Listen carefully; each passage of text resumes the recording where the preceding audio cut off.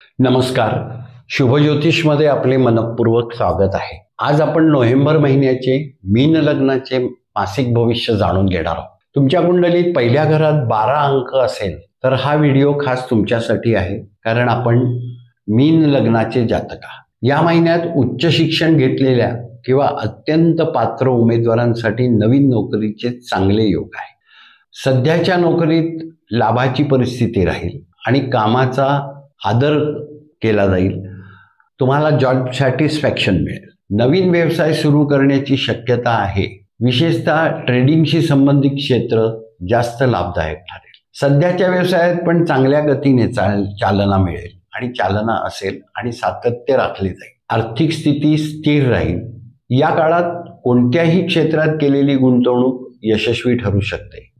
नव्याने विवाह ठरणाऱ्यांसाठी देखील ही लाभकारक परिस्थिती आहे. अत्यंत अनुकूल स्थिती आहे. त्यांचे विवाह ठरतील आणि संबंध पुढे सरकतील. तथापि विवाहित जोडप्यांसाठी काही गैरसमज होऊ शकतात, त्यामुळे संवाद राखणं महत्त्वाचं ठरेल. आरोग्याच्या दृष्टीने एकंदर सर्व काही चांगलं राहील. चला तर मग नोव्हेंबर महिन्यातील संधी, घडामोडी आणि उपायांचं सविस्तर विश्लेषण पाहूया.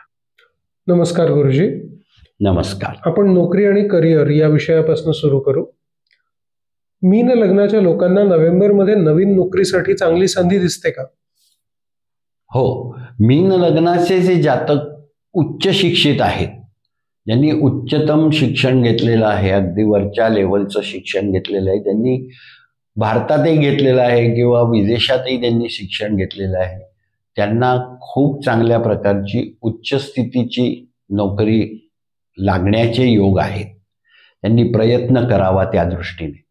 दुसरं असं आहे की ज्यांनी म्हणजे स्पर्धात्मक परीक्षा दिलेल्या आहेत, म्हणजे वरच्या MPSC किंवा वरच्या पब्लिक सर्व्हिस कमिशनच्या किंवा IASच्या वगैरे अशा मंडळींना सुद्धा चांगल्या प्रकारचा योग आहे आणि त्यांना संधी आहे. यश मिळण्याची पण संधी आहे. या महिन्यात मीन लग्नाच्या लोकांना बढती किंवा पगारवाढीची शक्यता आहे का? हो, जे आता सध्या याच्या सेवेमध्ये आहे, कुठल्याही सेवेमध्ये, स्थानिक सेवेत, शासकीय सेवेत, खाजगी सेवेत, तर त्यांना बढतीची खूप छान संधी आहे. कारण मीन लग्नी जे शनी आहेत ते गुरूंच्या राशीत आहे आणि दशमस्थान हे गुरूंचं स्थान आहे. त्याच्यावरती ते 10व्या पूर्ण दृष्टीने पाहत आहेत आणि गुरूंशी त्यांचा, कर्क राशीतल्या गुरूंशी त्यांचा नवपंचम योग होतोय. तर ही परिस्थिती फार चांगली आहे. त्यांनी केलेल्या कामाचं चीज होईल. त्यांनी केलेल्या कामामुळे ते त्यांच्या वरिष्ठांच्या गुडबुक्समध्ये जातील आणि अडॉक प्रमोशन ज्याला आपण म्हणतो, की वळून प्रमोशन, म्हणजे त्यांच्यापेक्षा जे प्रमोशनला पुढे आहे सिनियरिटीप्रमाणे, म्हणजे तर त्यांना डावलून यांना प्रमोशन मिळण्याची दाट शक्यता आहे. इतकं छान असूनही काही लोकांना अस्थिरता, अचानक बदल किंवा आर्थिक नुकसान याबाबत सावध राहणं गरजेचं आहे. प्रकृतीच्या दृष्टीने थोडंसं सावध राहण्याचं गरज आहे. की कदाचित ह्याच्यामध्ये असं असेल की अतिशय जास्तीचा मानसिक ताण कामाचा त्यांना थोडीशी त्यांच्या आरोग्यामध्ये बाधा आणू शकतो, किंवा मग त्यांना सुट्टी घ्यावी लागेल आणि परत रजा घ्यावी लागेल आणि वैद्यकीय रजा घ्यावी लागेल. वैद्यकीय कारणासाठी खर्च होण्याचा योग असल्याने कदाचित पुन्हा थोडंसं सेटबॅक मिळेल. तर या दृष्टीने त्यांनी शक्यतो म्हणजे महामृत्युंजयाचा जप किंवा मृत्युंजयाचा एक दुसरा जो जप आहे, म्हणजे रुद्राचा, मृत्युंजयाय रुद्राय नीलकंठाय शंभवे अमृतेशाय शर्वाय महादेवाय ते नमः, हा जप केल्याने हे त्यांच्या आरोग्याच्या, म्हणजे शरीराच्या ह्याला त्यांना म्हणजे चालना, अमृत चालना मिळेल आणि त्यांना त्रास होणार नाही. बर्डन ते होणार नाही. हा आरोग्याच्या दृष्टीनेचा थोडासा हे नसून हा कामकाजाच्या प्रभावाचा आणि त्या अनुषंगिक त्या अनिष्ट ग्रहाचा हा प्रतिकूलतेचा प्रभाव असणार असल्याने त्यांनी मृत्युंजयाचं आराधना करावी, किमान 11 वेळा तरी हा जप रोज म्हणावा. धन्यवाद गुरुजी. आता आपण व्यवसाय आणि उद्योजकता याविषयी बोलू. मीन लग्नाच्या लोकांनी नोव्हेंबरमध्ये नवीन व्यवसाय सुरू करावा? मीन लग्नाच्या जातकांना नवीन व्यवसाय सुरू करण्यास काहीही हरकत नाही. कारण आणि त्याच्यामध्येही त्यांनी ट्रेडिंगचा व्यवसाय करावा. म्हणजे इकडनं माल घेऊन आपलं, ज्याला आपण म्हणतो की त्यांनी मोठी एजन्सी घ्यावी किंवा एखाद्या चांगल्या ग्रुपची त्यांनी हे घ्यावं, काय म्हणतात त्याला, त्यांनी संपर्क साधावा आणि त्यांनी तो नवीन व्यवसाय सुरू करावा, ज्याच्यामध्ये ट्रेडिंग महत्वाचा भाग असेल. जे आधीपासून व्यवसायात आहेत त्यांना या महिन्यात अडथळे दूर होण्याची किंवा प्रगतीची काही शक्यता आहे का? नाही, तसे अडथळे येणार नाही, पण आणि प्रगतीचाही खूप प्रगती होणार नाही, पण त्यांचा व्यवसाय चांगला चालेल. म्हणजे त्याची जे आउटपुट आहे किंवा त्याला आपण म्हणतो की म्हणजे जसं यांचं या वर्षाचं सगळा व्यवहार जो आहे तो 1 कोटीचा आहे या 2 कोटीचा आहे, आपण जे म्हणतो त्याला आंग्ल शब्द म्हणजे आहे टर्नओव्हर. तर अशा ह्याचा त्यांचा टर्नओव्हर चांगला राहील, तो वाढता राहील, त्यामुळे बाकी काही अडचणी येणार नाही. गुंतवणुकीच्या दृष्टीने मीन लग्नासाठी यंदा कुठलं क्षेत्र जास्त अनुकूल दिसतंय? गुंतवणुकीच्या दृष्टीने त्यांनी खरं यावेळेला या मीन लग्नाच्या जातकांनी कुठल्याही क्षेत्रात गुंतवणूक करायला हरकत नाही, तिथे यशदायक आहे. पण त्यातल्या त्यातही जर आपण स्पेसिफिक करायचं म्हटलं तर गुंतवणुकीचे लाभेश जे शनी आहेत ते लग्नी असल्याने यांनी थोड्याशा प्रमाणामध्ये ज्या ठिकाणी मशिनरीचा, परत मी म्हणेन की जे इंडस्ट्रीज आहे त्याचे जे काही शेअर्स आहेत त्याच्या याच्यामध्ये त्यांनी गुंतवणूक करावी, किंवा स्वतःच्या व्यवसायाच्या दृष्टीने म्हणजे कुटुंबातील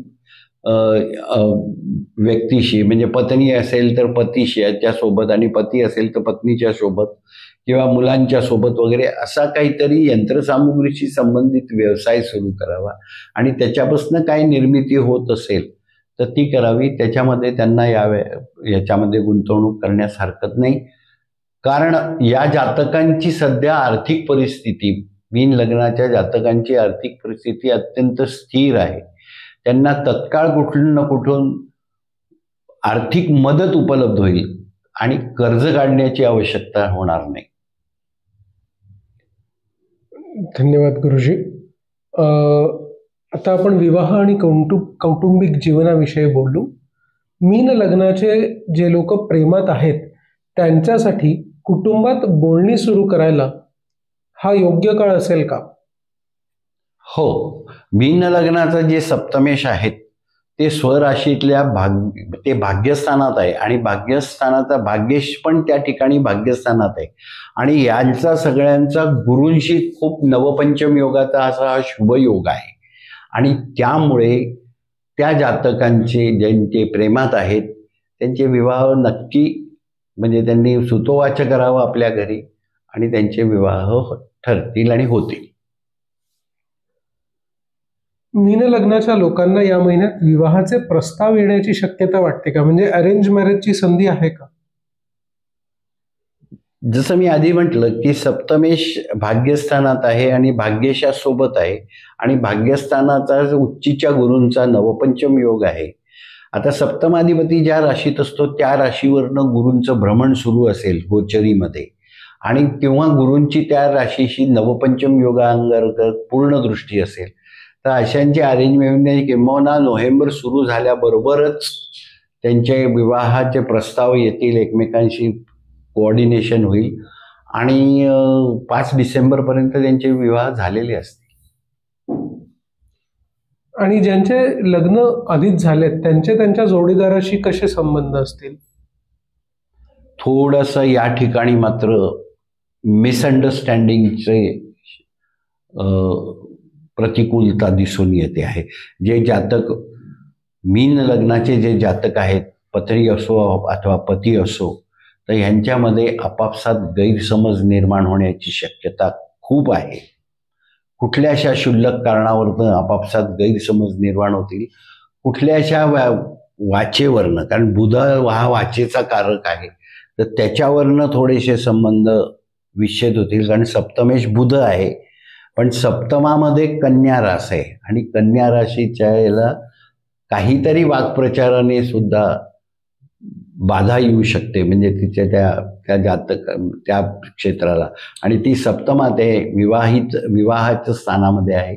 त्यामुळे वैवाहित जोडप्यांना संयम बाळगावा, गैरसमज करून घेऊ नये, अन्यथा ही परिस्थिती, गोचरीची ही स्थिती अत्यंत प्रतिकूल आहे.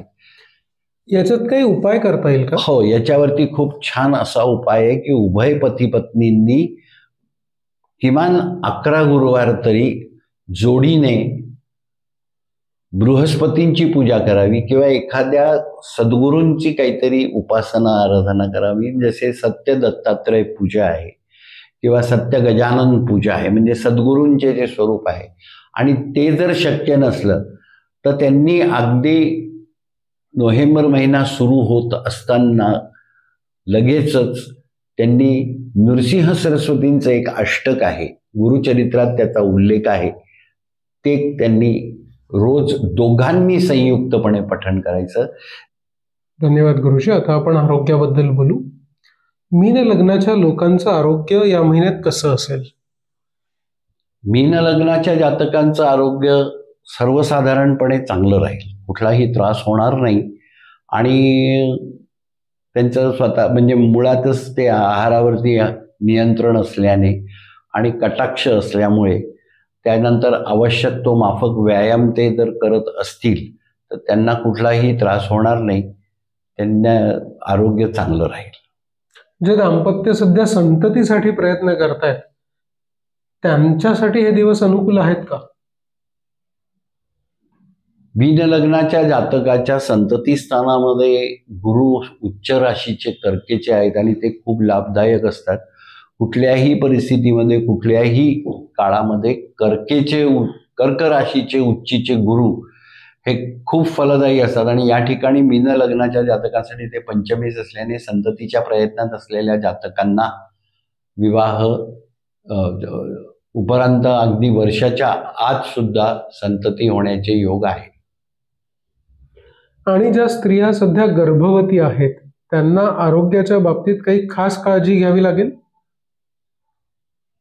गर्भवती स्त्रिया ज्या मीन लग्नाच्या आहेत त्यांच्या देखील, म्हणजे पंचमामध्ये गुरु आहेत पण त्यांच्या अष्टमामध्ये रवी आणि शुक्र आहेत, तर थोडंसं शुक्रांचं जे उपस्थिती तिथे स्वराशीमध्ये असलेली तुळ राशीत, पण ती राहूच्या नक्षत्रावर मधनं भ्रमण आहे ते, आणि स्वाती नक्षत्र ज्याला आपण म्हणतो ते राहूंचं नक्षत्र आहे, त्याच्यामधनं त्या शुक्रांचं भ्रमण चाललेलं असल्यामुळे कदाचित या महिन्या अखेरपर्यंत फक्त थोडीशी प्रतिकूल परिस्थिती आहे, तर थोडीशी दक्षता घ्यावी आणि औषधोपचार किंवा जे काही सांगितलेले आहेत ते नित्य नियमाने करावे, म्हणजे मग काही त्रास होणार नाही. धन्यवाद गुरुजी आपल्या मार्गदर्शनाबद्दल. आपल्याला प्रश्न असतील तर आपण आपल्यालाही गुरुजींना काही प्रश्न विचारायचे असतील तर आम्हाला पाठवू शकता, व्हॉट्सअपद्वारे कळवू शकता किंवा कॉमेंट्समध्ये लिहू शकता. धन्यवाद. धन्यवाद. नमस्कार.